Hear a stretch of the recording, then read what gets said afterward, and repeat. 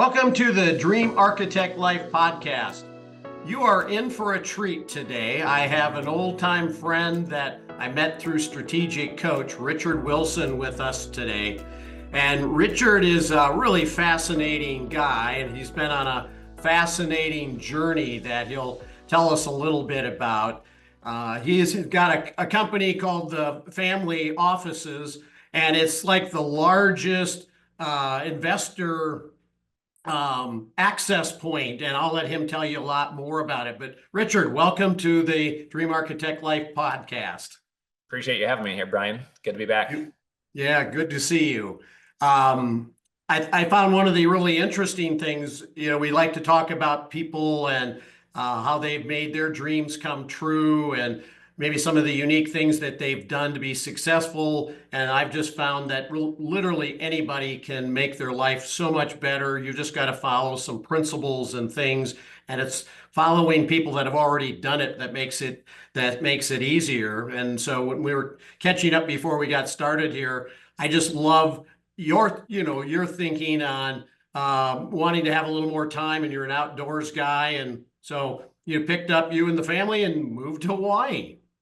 Right. Yeah. And it's interesting. I never personally met anyone who enjoyed being in Hawaii and said, "I'm going to move my family out there." But a lot of the most successful people I know do things with a disregard for, does everybody do this? And they almost know it's a good thing if not everyone is doing it.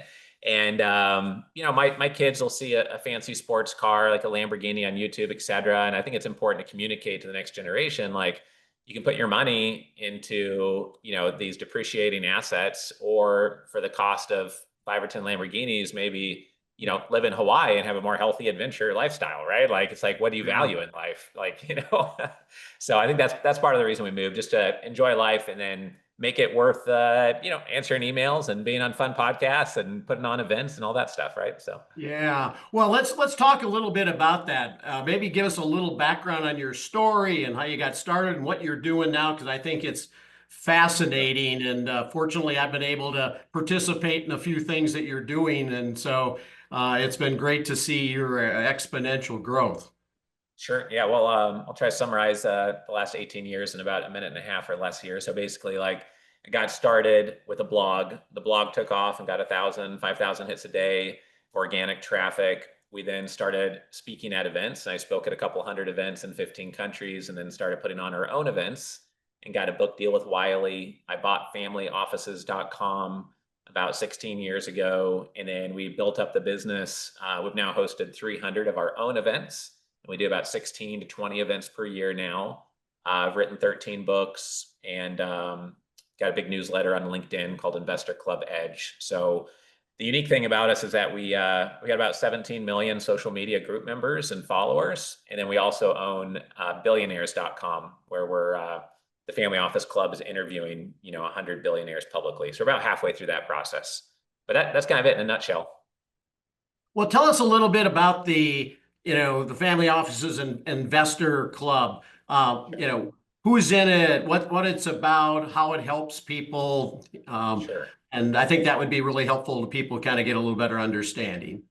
Sure. Yeah. So we have about 7,500 registered investors in our club. I would say about 1,000 of them are highly active, and they come to our 16 events per year and our webinars, and they're very active in the community as investors.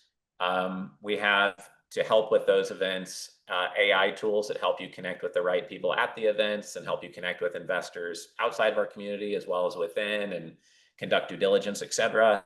And it's really providing thought leadership and insight and guidance to both investors and capital raisers is how we add value. And then we just find that the more we can do a good job of that and build our, stuff like what you're doing right now with this podcast, it's like, it just creates good karma when you put out helpful information and you run a fast-paced, helpful event and people appreciate it. And then you just learn and get smarter each time you do something like this. Yeah. Couldn't agree more.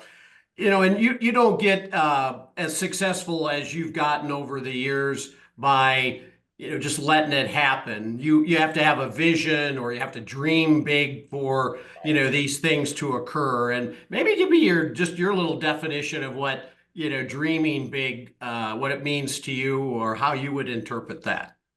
Yeah, for sure. Well, I love the way you put that. You know, the documentary called Arnold, which is on Schwarzenegger on Netflix, is amazing. His first sentence is about having a crystal clear vision. The first chapter of his book called Be Useful is having a crystal clear vision. And so when I first got started, I would write daily affirmations that I did $1 million a year in revenue. And I clearly remember somebody seeing that and laughing at me for having that, but I hit 7 figures in revenue in my third year in business. And back then, that was like a really big goal for me to aim for. And so focusing your mind on the end goal, on the four legs to the table you need to get in place to reach that end goal. For me, that self-improvement, studying, and just getting sharper, getting your mindset right and your vision clear, super critical. The last thing I'd say on that is that what I found for me is that if you can pick a niche that's very valuable and focus on that and try a whole bunch of things to add value and penetrate that niche and be top of that sandbox, nobody else will do that for a decade plus straight. They'll get distracted. They'll be like, oh, mobile apps, oh, crypto, oh, sports betting, oh, psychedelics, oh, AI. And then like they don't focus on one thing for a decade or 2 decades. So the competition is slim when you're dedicated long term, you know? Yeah, I love that. We're both fans of Dan Sullivan and Strategic Coach, and he likes you to think in, 25-year time frames or even longer because sometimes it's not that you have the wrong idea, you just didn't give it enough time for it to kind of work to your advantage. And so kind of Right. taking off on what you said. And I'd love you to maybe chat a little bit more about, values and maybe value alignment, because I think, getting really crystal clear, like you said, on your vision, but I think values tie into that immensely. Right. Yeah, no, I couldn't agree more. Everyone knows a company should have values, but very few families, even the ones worth hundreds of millions of dollars, have their values above their kitchen table.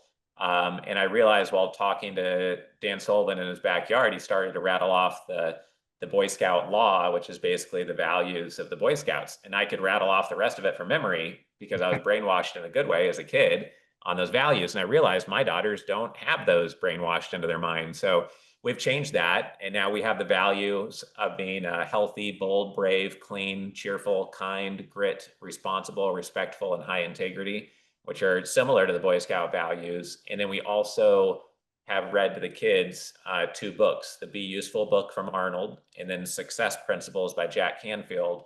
And I think that the good thing about the Boy Scout law is that if you have a law for your own family, you can quickly identify who is an outlaw and should not be allowed to exist in your little township. Don't hire them, don't have them on your team, don't interact with them.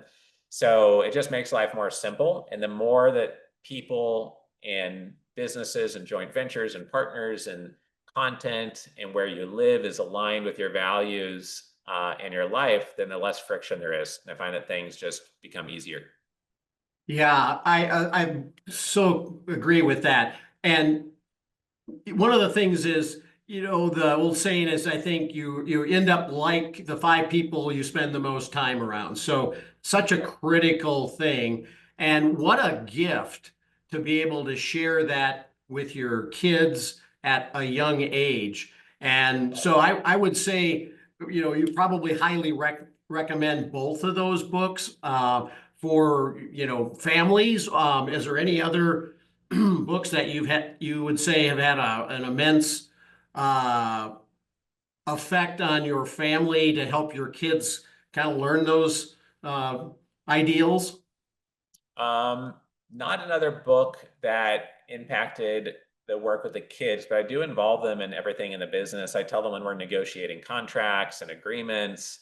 I bring them to investment conferences with me. I tell them when we've fired somebody or invested in a business or a piece of real estate and why and what that means. So I think that's important.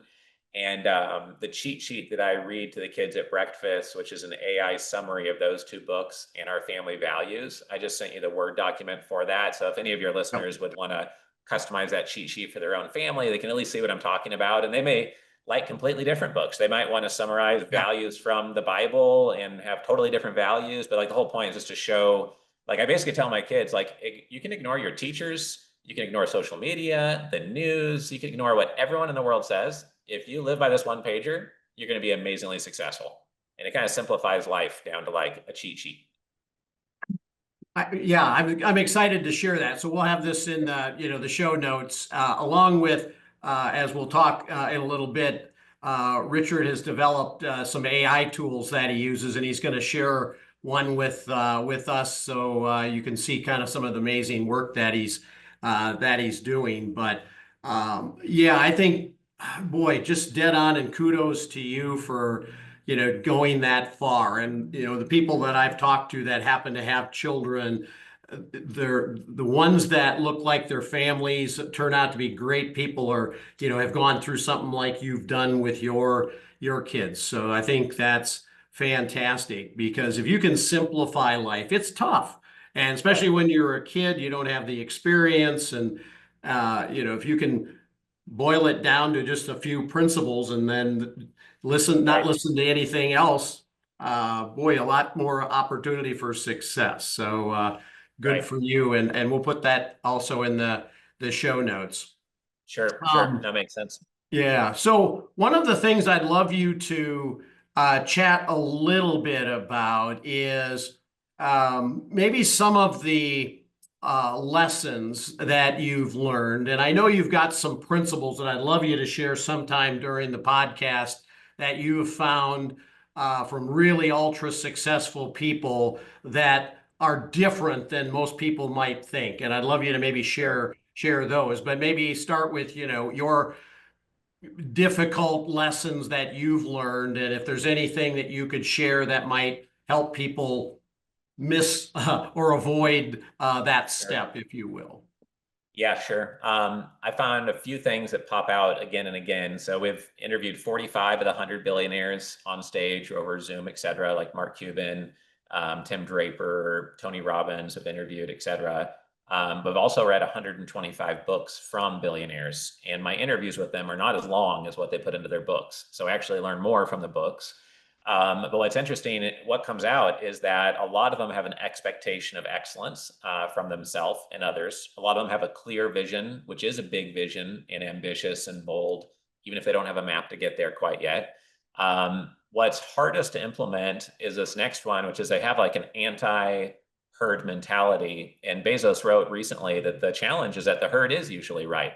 If everyone says a certain Bluetooth speaker is right, or a certain movie is amazing on Rotten Tomatoes, I mean, usually it is pretty good.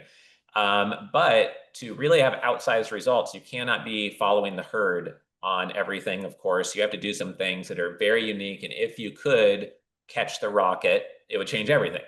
And maybe everyone says that's impossible, except for one person on the team. And then you put them in charge type thing, like Elon says. So I think the acting on things which people tell you, no, that's not realistic. That's not possible. That's not how this industry works. That's not the standard. You don't know what you're talking about. Those are the things that sometimes people lean forward on. And I had one just yesterday, because what we found is that our conversion rate is down using the exact same copy when somebody clicks on a link to schedule a call to join our investor club because they're a founder or a CEO that wants to network with family offices or raise money. What we're finding is that due to the economy being a little bit more volatile, more people are clicking on that link, but not actually booking the call. And I said to myself, why would that be? Many reasons. But if some people were on the fence and we're asking for 15 or 30 minutes of their time to talk to a stranger because they don't know us yet, what's going on in their head? How do we make it more beneficial to them? And maybe it's less of an ask. Maybe we say, hey, let's jump on the phone for 5 minutes, and we'll buffer the time by 15 or 30 minutes, but let's just say, do you want a 5-minute call or a 15-minute call instead of 15 or 30? And even my own team who hears me talk about these concepts like anti-herd, their knee-jerk reaction is, oh, that's not feasible. Our best calls are 30 minutes long. Oh, that's not possible. But a really busy person like you or I, it's like, oh, I'm only risking 5 minutes of my time. Right. Like not much downside, right? Yeah. But their instant reaction is, no, that's not how this works. We need more time. So yeah, I know you need more time. The call can go over, but so ideas like that, you have to, as a CEO, have the courage to do things that other people go cross-eyed about, Yeah. Yeah. You had mentioned Elon Musk, and I thought I don't know if you've read his book, but I found that fascinating. And the thing I really find fascinating about Elon is he thinks of all these creative ideas that everybody thinks is impossible, Right. but he doesn't actually do them all himself. But he Right. gets all of his teammates to actually believe that they can do it. And Right. that ability to get your team to believe what you believe, I think is some magic, in and of itself. So, uh, Yeah. yeah, I wish we all had that a better skill set. Yeah, for sure. I mean, it reminds me of Dan's concept, who, not how, because I had a conversation a week ago with someone and he's like, well, Richard, why are you making these AI tools yourself? Shouldn't you just do who, not how, and hire a software programmer? And I told him for some things, AI is the who. It's AI, not who, not how. It's like AI tells you how and it replaces the who in many cases, which has good and bad effects on society, of course, right? Some people are deeply offended that AI exists, but it's here, whether you like it or not. And just like COVID, you can adapt and thrive or be neutral, or in some businesses it is painful, but it is the new reality that AI is here. So Yeah. Well, now that you mentioned AI, maybe let's chat a little bit about some of the AI tools that you're creating and how they're delivering value to the investor club, and maybe even tell people like who's the investor club for, and what exactly would they get if they check the website out, for example. yeah, sure. So first of all, for that last question, our investor club is for anyone who is a private investor, angel investor, family office, could be a wealth advisor. We have centimillionaires, decamillionaires, some billionaires speaking on stage and attending. But it's also for any CEO or founder that wants to be in a community of the winners in the game of capitalism. I mean, you're basically a super founder if you're a family office and you're ultra wealthy, because you probably have a business that's cash flowing 7, 8, 9 figures or sold one. So that's what the investor club, called Family Office Club, is really for. And the website's familyoffices.com, and you can check out our event schedule and membership options right there. But importantly, our the AI tool set is called Investor Superintelligence. And there's 30 tools, and there's no way to go through all 30 in a minute here. But I'll just mention like 3 or 4 of them that just break my brain, even though we're the ones that built them. And they're all in-house, proprietary. We didn't white label anything. So this one is one of my top 4 favorites. It's called Deal Structure Ninja. And what you do is you say what you're solving for in a negotiation of a transaction, what the counterparty is like, what your priorities are, and then it will give you 10 custom deal structures. And you can say, I like number 2 and 6, give me 10 more that look like that. And then you can say, oh, I like number 4 out of these, but tweak these 2 parts. And then it will write the email for your attorney and the counterparty to convince them it's a win-win-win for everybody to agree to these terms in a custom deal structure. That can completely change somebody's life when they're going through a deal, right? And that's one of the 30 tools. Another one's called Dewey, Instant Due Diligence Advisor. What I did this morning with it, and what anyone can do, is upload 140-page PPM or 7 different pitch decks and say, create a table, rank these pitch decks by the experience of the founders, the number of red flags, missing items, asymmetrical risk. Is there a chance getting wiped out completely? Is there collateral in the deal? Whatever your preferences are. And it'll read every page and bounce that off of 150 due diligence white papers and checklists, and then spit out this table, organize it, and then write you due diligence questions for following up with the top 3 or top 1, whatever you want.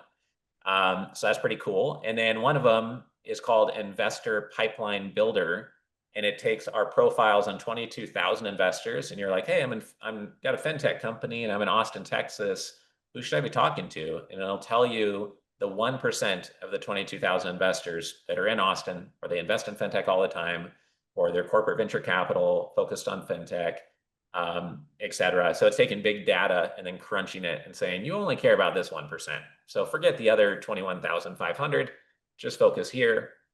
And then another one I'll mention, the last one, is just we have an AI tool that takes the 1,500 investors who have spoken on stage at our 300 events. We transcribed all of it. And then you can bounce your questions, your challenges, your opportunities, your deal structures, your negotiations, whatever you want. And it's like having a cup of coffee with the collective intelligence of these 1,500 investors that have spoken on stage. So A lot of our apps are fueled by those data sets as we build them out. So you can see why it's exciting because it's just the amount of effectiveness and thoroughness you can get is crazy. Yeah, I have not ever heard of anybody that's created these tools. And one of the things that probably creates fear in people is, how do I make the right decision? Right. Well, these tools help drastically narrow the focus down. So if you're going to make a mistake, it's less of a mistake, and maybe you don't hit the home run, but you're less likely to hit a flop. And so I really appreciate that. So some people just don't get involved in these kinds of things just because of that fear factor. And fear stops people from doing a whole lot of things. And so I think one of Yeah. the benefits, and you've obviously already recognized this, is if we use AI correctly, it can kind of be the vehicle that helps us overcome issues that would cause us not to take action and help us move forward quicker and more accurately. Hey, Brittany here. In case you hadn't heard, our latest book, Dream Architecture, is available for the taking. Think about it like this.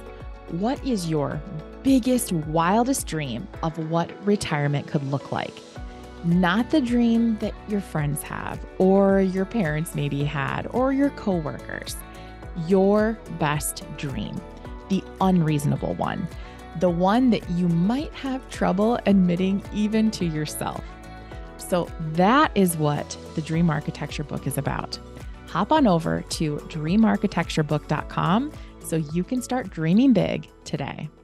So I do have an interesting question. I think I know the answer, but you and I hadn't spoken for a while, so I may be wrong. But you actually source a lot of investment opportunities for people, and Right. so I'm guessing these AI tools, if you had a bunch of things for them to look at, could actually help them pick something that maybe is more attuned to what exactly they're most appropriate for them.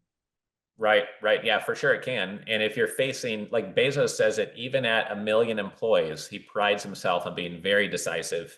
And most decisions can be reversed. So Yeah. it's a two-way door. And so the thing is, when I have a complex decision, I'll do 4 or 5 things and I can get decisive super fast. I might ask a couple human beings I really trust and just meditate it on myself, obviously, right? But then in addition to that, I'll script out the context, the challenge, what I know, what I'm leaning towards, what the risks are, and then I will do a deep research in Grok and GPT premiums to get 50 websites analyzed based on that problem. But then I'll also bounce it off our instant advisory board tool. It gives you 7 different perspectives on an opportunity and have them vote on it. It'll be like a CFO, a billionaire, a decamillionaire, a CFA type analyst nerd, etc. And then bounce it off our billionaire tool and then the investor advantage tool with the 1,500 transcripts in there. And the diverse feedback you get from deep search online, and then the unique tools combined with your own self-reflection allows you same day to make big decisions and be like, you know what? Either way, there could be no right or wrong decision. So we're just going to go for it. And we had a $20,000, $22,000 investment last week. And we started the day having no idea which way we should go. And then just following that process, right? All right, we have to do it. Like we have to lean into this. This is the path, Yeah.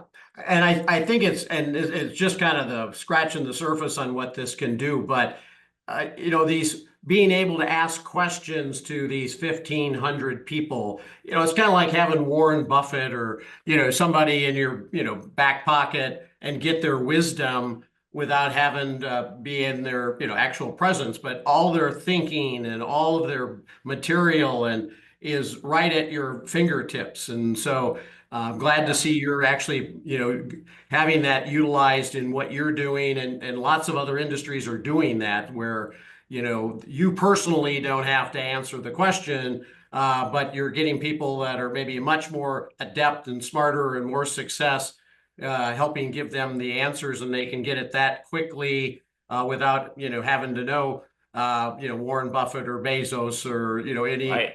of these amazingly successful people, which is most of us will never have an opportunity to meet all those, maybe except for you. Yeah.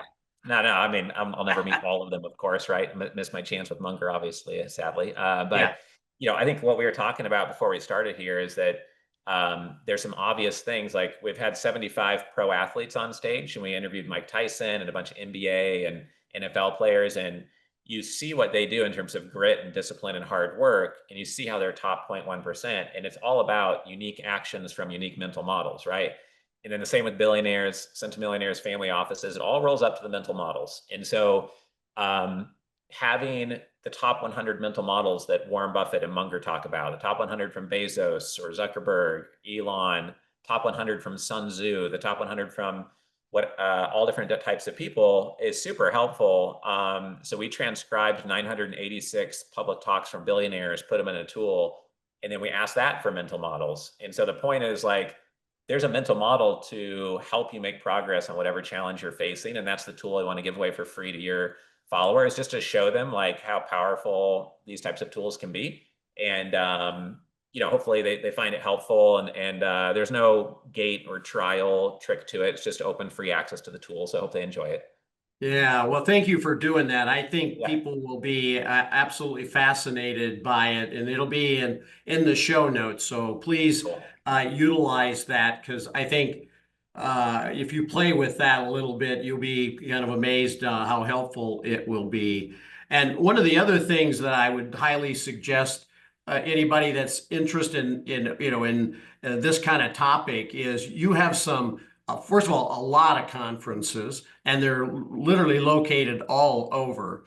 And we've been fortunate to get to speak at a few of them. And I just find the subjects are really amazing, and the people that you meet are fascinating. And not only do you get investment knowledge, but you just, get things like, the mental frameworks and, how people think, and just things that'll help you in life move forward and make better decisions. And so if you package that all together, that pretty amazing, couple of days to spend to, learn things that you probably wanted to learn anyway. Right, right. I mean, one thing is that almost all the ultra wealthy we work with are founders and entrepreneurs. Yeah. And they're fast moving. They're very busy people. They value their time highly. I get bored super fast. I don't want to get bored at my own conference. So if you like watching a quilting expo or a slow motion golf tournament, you can go to other conferences and people will talk for 45 minutes on gold and show you these macroeconomic charts, and they'll have a professor up there and a paid Army general. Over 1,500 speakers, we have paid 0 people to speak at our events. Everyone we've interviewed and has spoken at our events, all the billionaires and centimillionaires, they all spoke for free, meaning we didn't pay them to get on stage, including Grant Cardone and all them, because they value the community. And so that's important, because a lot of events are not ran by entrepreneurs, and they're very boring and they're very slow moving. And we try to be more F1 Drive to Survive instead of quilting expo, which I think a lot of events turn into. Yeah, I find that fascinating, because we run a financial advisor conference every year, and we do it exactly the same way. We have never paid a speaker, but our conference is very different. And so I'm glad you mentioned that, because I've not heard anybody ever, because people are amazed when I tell them that you get who there, and you what? Yeah. How'd you do that? Right. So obviously AI has got a lot of your interest right now, and you said you're spending a lot of time on it. But is there anything else that you're working on right now that's got you really excited, or is it just the different variations, since that changes probably daily? Is that maybe the main focus? I'm trying to get in the best health of my life. So that's one thing, but that's been for a while, trying to be ultra healthy, not just ultra wealthy, and focusing on like peak mindset management, et cetera, the daily reading off the goals and mental models I need to live by. But I think the other exciting thing is what we're finding is there's these niche investor club groups that we're able to help scale up. So we have one called Doctors Investor Club, where they have hundreds of doctors and a popular podcast, and we're helping formalize their investor club. Because while they might do, someone might be running an investor club out there doing 100, 200K in revenue, and we're doing 6 million in revenue, and we've been doing it for 18 years, we can say, oh, well, we can help you monetize, and we can help you with the software and the AI tool set, and you can kind of leech in a good way, symbiotic way off of all of our events. So Doctors Investor Club is one of those. And then the other one is the Deep Due Diligence Club, which is just at duediligenceclub.com. The first one is just doctorsinvestorclub.com. And it's meant only for doctors can join the first one. And then the second one is only for people that would love to have other high net worth peers just to do due diligence with. You invest on your own, it's your own decision. You're not in a fund or anything, but let's look at a deal, and out of the dozens and dozens of members, maybe 5 of you want to go off and go down a rabbit hole of due diligence on this hard money lending deal or whatever it is. And then you read every word of the PPM, you talk about it together, hash it out, and then you're not alone deciding whether to invest in some self-storage fund that you got pitched at an event or something, right? So I think that happens to a lot of people. And so I think that's the other area of great excitement. I just feel like we've learned so much running our investor club for almost 20 years now. If we can help some other investor clubs that focus on niche investor segments, then we can lift them up through ours. Oh, that's amazing. I love that. If you can cut the learning curve just by things that you've learned, that's really helpful. You'd mentioned health, and one of the 5 pillars of the Dream Architect life is health and longevity. So I'd love you maybe to comment a little bit. I think part of the reason maybe you moved to Hawaii was just you're an outdoor enthusiast, and there's a lot of hiking and outdoor things. Maybe share a few things that you're doing health-wise, and why you do them and what benefits you see, because a lot of people sometimes only focus on one aspect of life, and it's probably a little larger than that. And so if you have any success tips or things that have worked well for you, I'd love to hear your thoughts on that. Yeah, sure. Happy to. So in the past, I'd done more running, Orange Theory, going to the gym. Since moving to Hawaii, I've started doing CrossFit. And a lot of people think of CrossFit as throwing around big, heavy weights on bars. And that is 10% of it. But the other 90% is pull-ups, running, sit-ups, lunges, cardio, medium weights at a relatively fast speed, climbing ropes, et cetera. And so the CrossFit's been amazing for working out recently. It pushes you more, and it's scientifically proven in a group, you'll push yourself more. But also being in an environment, living in a place where you want to be outside all the time. Grew up in Oregon, where you only want to be outside 4 months a year. And so that's one thing, that your environment will influence your actions more than just about everything. I start out reading the positive mindset statements to come out at the world with my goals top of mind, how I need to act in the world. That's super important to having a healthy actions during the day and healthy food. And then on the food side, I try to keep it really simple. Try to have a gram of protein for each pound of my body weight each day, and eat as few foods that have been through a machine or have anything artificial or any extra oils in them. And it's interesting that there's all these books and all these consultants on health, but really, if you didn't eat any food that anything artificial, wasn't processed, you sleep 7 hours a night, and you move your body around for a couple hours a day, including some vigorous exercise and getting your 15K steps in, you'd be ridiculously healthy. I know 2 human beings in my whole life that do those 3 categories of things, right? That could be the whole book. It's just reminding people on every page. Yeah, you still need to do those 3 things. But no one does those 3 things. Everyone wants the shortcut, and they want some blue dye to put under their tongue that's made for petroleum that's going to magically heal everything. Just do the basics, And so I think the last thing I'd say is that having a happy, healthy, exciting life means deleting the 2% of your life which has all the stress and hassle and garbage attached to it, and just remove that stuff and to be healthy. Yeah. So I would imagine from all you've just said, you have probably a fairly rigid or defined morning routine. And so maybe just real quickly go through that, because I think you probably do certain things just to get the mindset correct in the morning and kind of set the framework for having another outstanding day, if you will. Yeah, sure. So basically, when I get up at 3:30 every morning, because my time zone is strange, and I like to be done with work by the time the kids are off of school and have my workout done as well by then. So I get up like I did this morning, 3:30, then I go and make my coffee, and then I carry my coffee over to the shower where I have my laminated one pager, and then I will wake up having my coffee there while reading these one-liners, the goals for the day, and then just think, what's like the most important thing today? Like, who do I need to be? What would make today like a big success? And when I write out my to-do list, when I sit down, I try to set a 30-minute timer to cleanse out my inbox and be on top of critical things. A lot of deals we're negotiating or top clients, et cetera, come through email. So it is important that I scan the radar for things. And I write out my list for the day. And like Sullivan taught us, I put like 3 triangles next to the 3 big wins. If I only do those 3 things, okay, the day was a success, right? Yeah. And figure out what the, eat that frog, Brian Tracy thing may be, if there's one that's a bit not as fun, but needs to get taken care of. And that's how my day goes. I do pride myself on only doing, like today's Wednesday, unless, yeah, it is Wednesday for sure. So Mondays and Wednesdays are the only days I do podcasts, and I try to stack everything on Wednesdays. Monday's a backup day. I only do my team calls on Monday and Wednesday. And then what I have then is Tuesday, Thursday, Friday as pure focus days, or 90% focus days, meaning I just do big strategic work.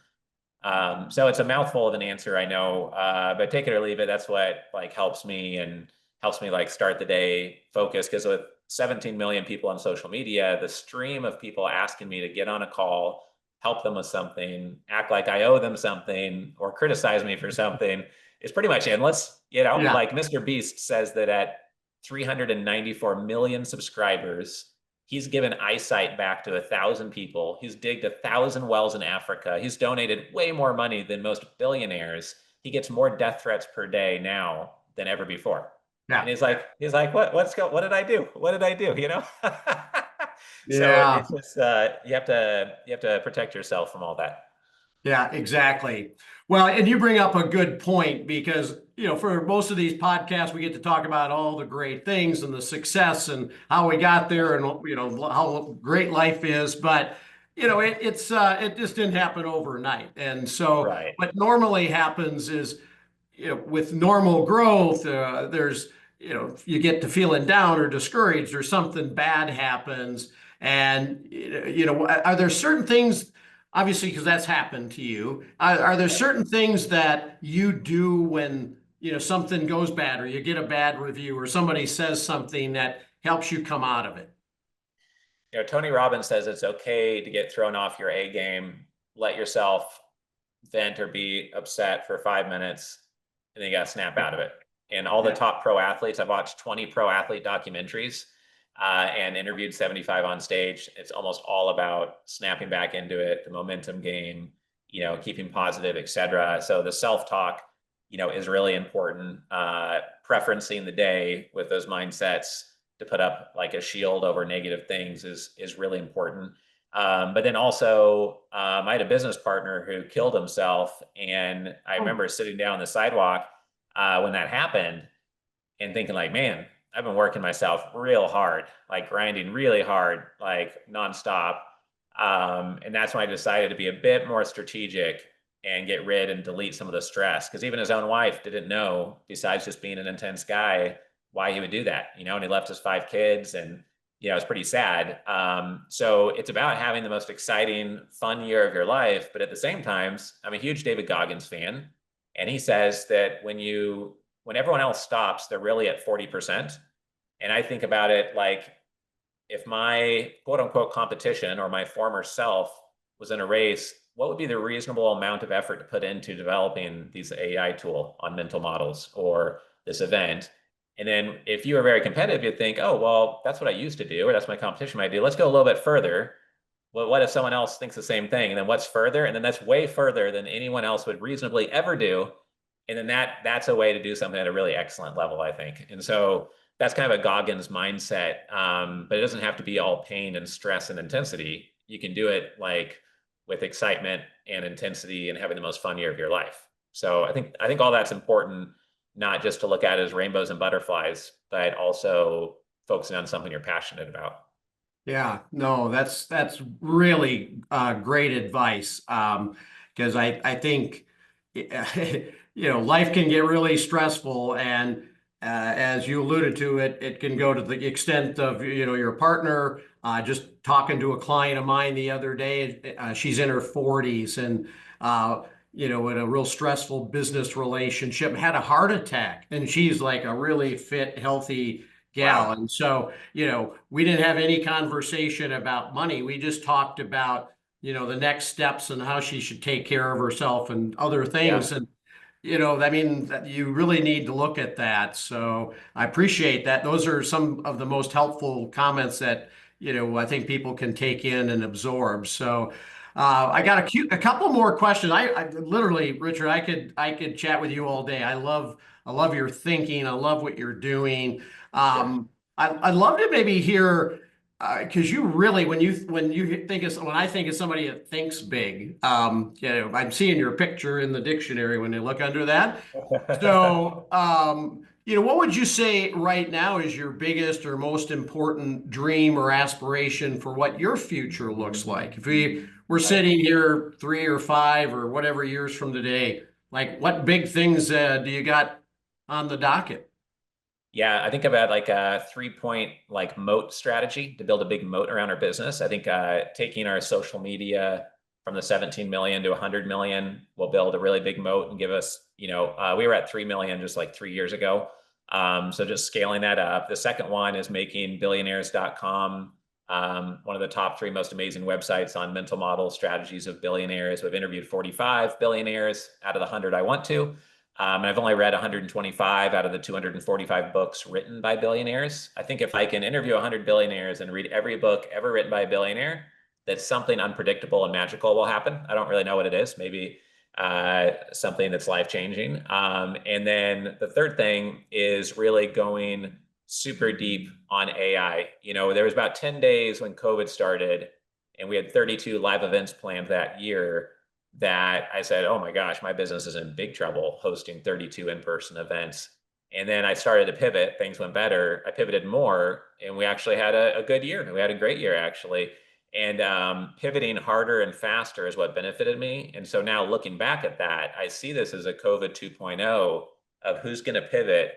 And I'm going to pivot ridiculously hard on it while keeping all of our in-person events, because no one can trust anything they see on their phone or email inbox. So you have to meet in person, even more than before. So keeping the in-person events, billionaires.com, the 100 million on social, and then having this deep expertise in building all the AI tools myself using like AI software programming, solutions, et cetera.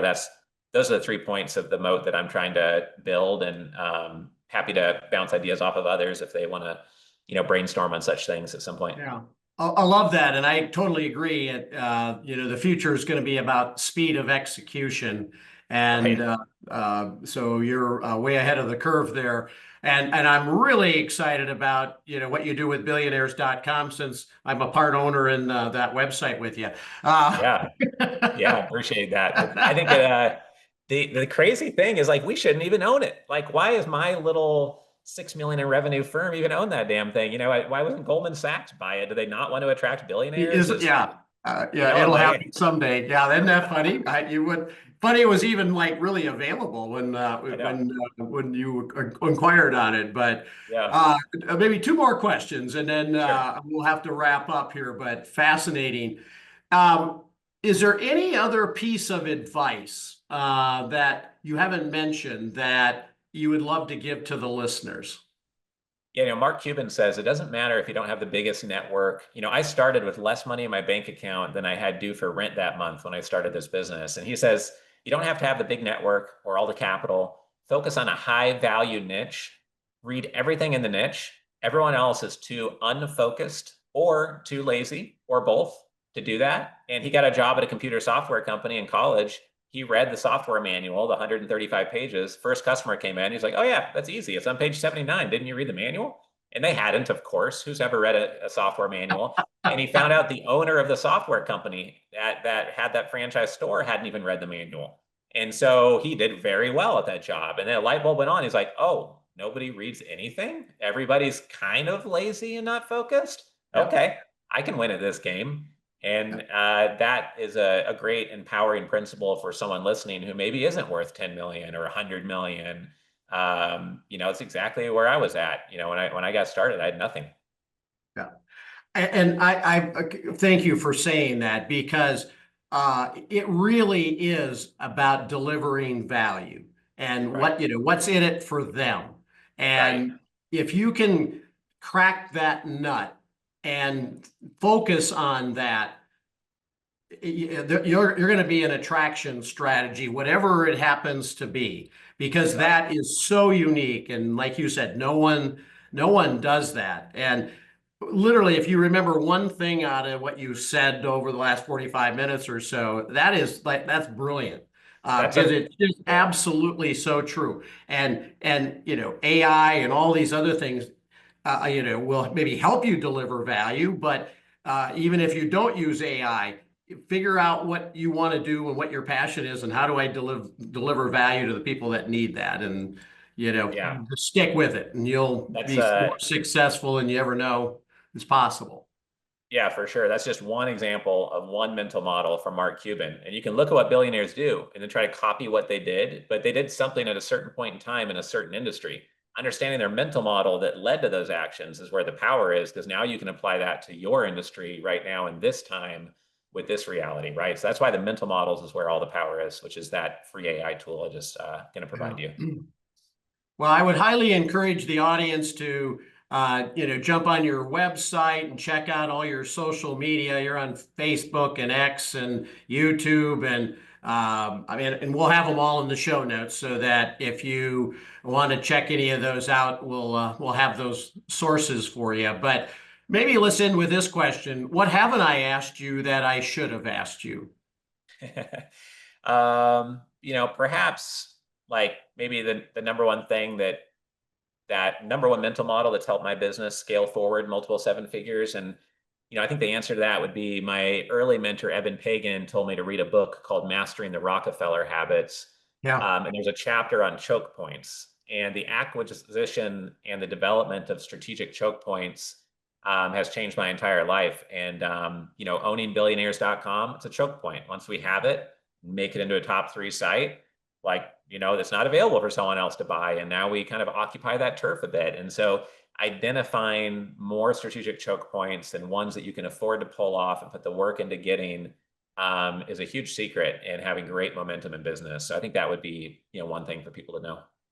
Oh, that's great. What a great thought to end the podcast on. And Richard, thank you so much for being our guest. I can't tell you how much great wisdom you've shared today, and we haven't connected for a while, so it's great for me to kind of learn all the new things, especially all the AI things. And thanks for sharing the one tool with the audience. And if you're listening to this, be sure you check that AI tool out, because you will absolutely find it fascinating. So thank you, everybody, for listening. Richard, thanks for being such a great guest, and we'll keep in touch. Yeah, thank you, Brian. Appreciate you having me on here again. Take care. All right. Take care.